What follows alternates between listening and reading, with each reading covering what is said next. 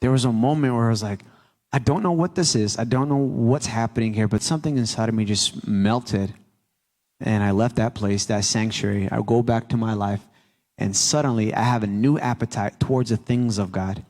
With a matter of days, no more alcohol, no more all that drugs, no more marijuana, no more all these things. And God just replaced all the appetite that I had for the world. He replaced all of that with things that was of God.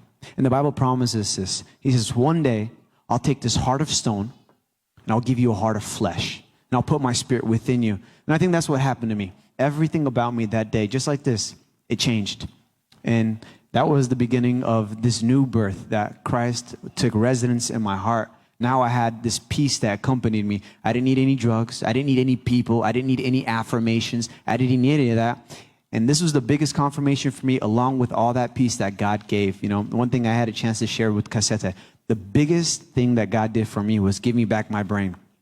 And now I don't mention this just to brag or anything like that. I finally was able to finish my bachelor's, and then I was able to finish. Now I'm about to finish my master's, and now I have a desire for education and higher ed.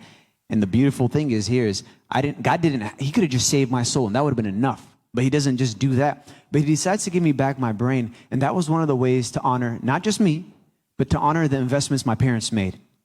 So now God reinstates their 401k. He gives them a better mutual fund and a security for them. He didn't have to. It wasn't enough if he could just save my soul. But because God is so good. There's a verse that always speaks to my heart. And it says, what do you have that wasn't first given to you?